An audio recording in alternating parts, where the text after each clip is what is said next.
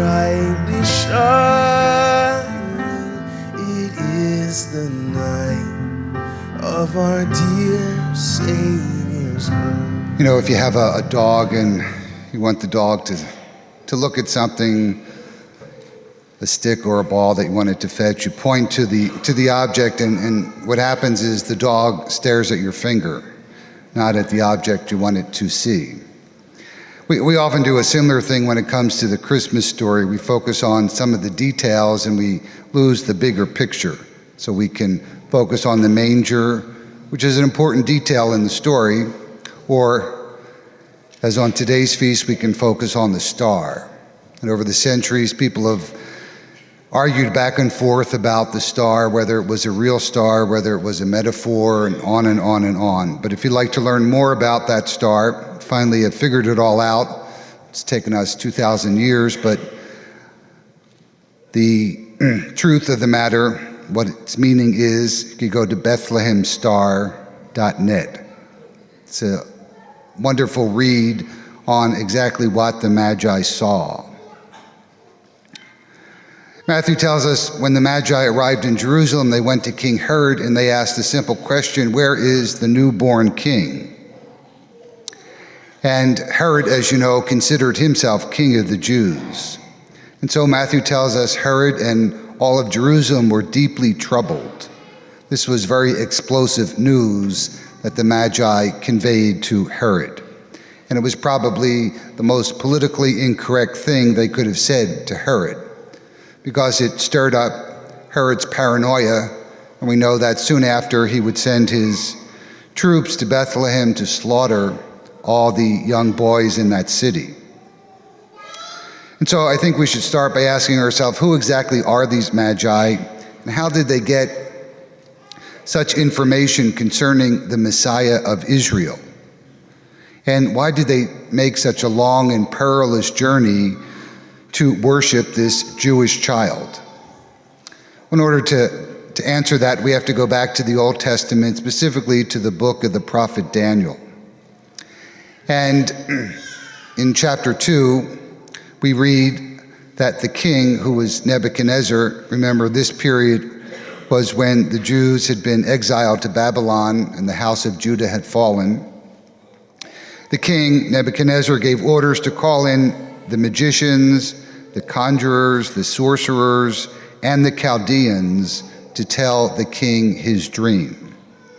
Now, the Chaldeans, the ones who were the interpreters of the dreams, were people who traced their ancestry all the way back to the Tower of Babel. And there was a specific class of priests who were responsible for using this gift of interpretation of dreams. And they were highly educated people for their day, and they knew all the sciences of their day. And they used astrology because they thought whatever was happening on earth had its counterpart in heaven. And now King Nebuchadnezzar calls these Magi, as they're termed, in and asks them two things.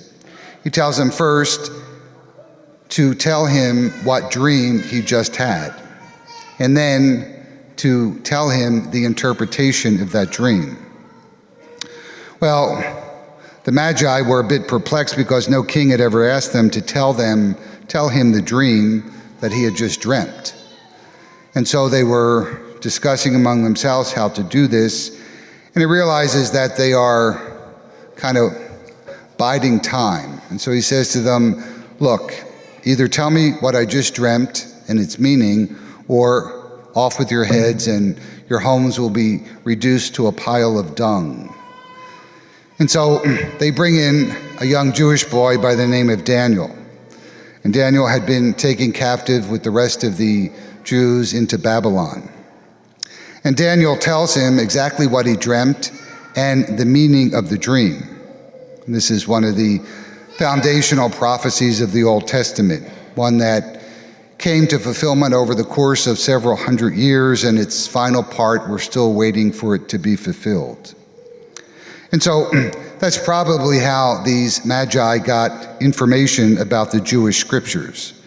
And many of them, including King Nebuchadnezzar, came to believe in the God of Israel.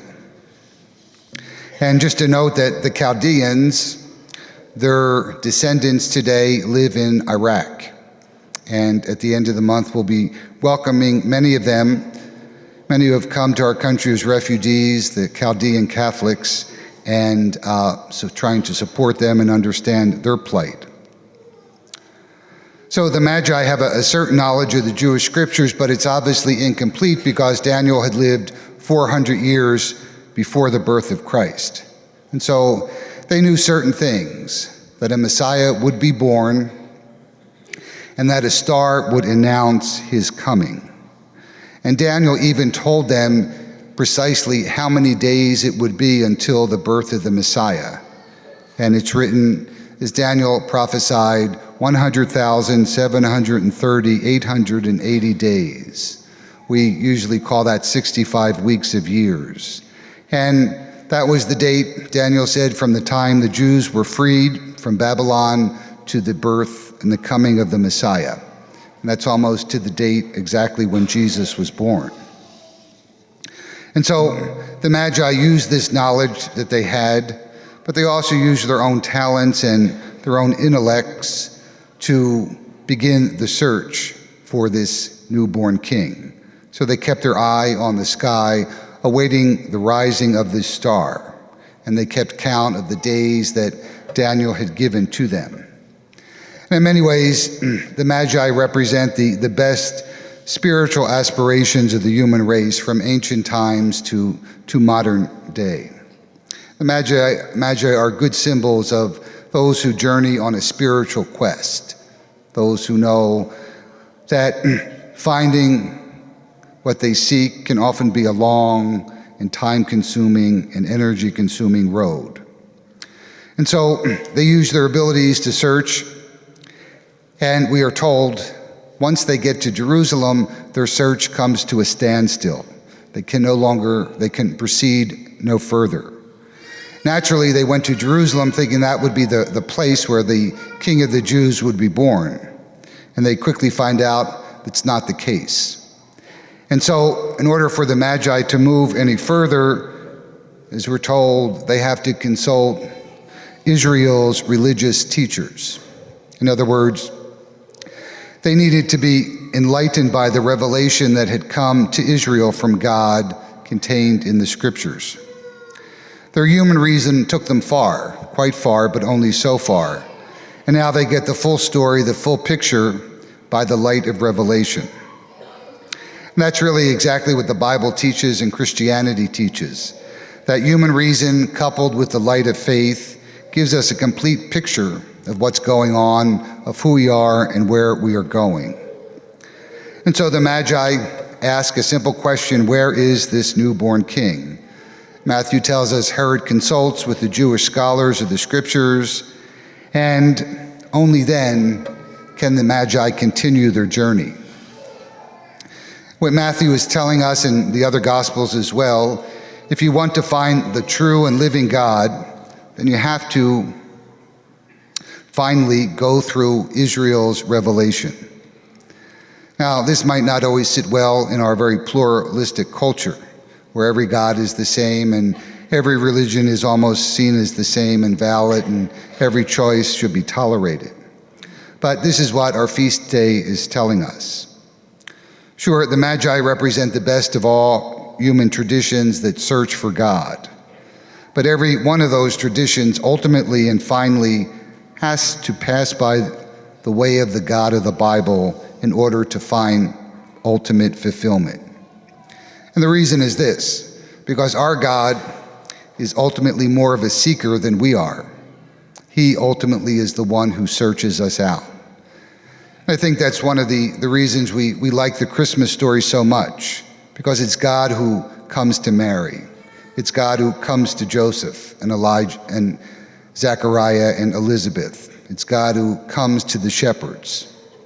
And it's so much more that God finds us, not that we find God. That's the way God had set it up. He had chosen Israel not for themselves, but precisely for the nations, for all the spiritual seekers of the world in every time and place.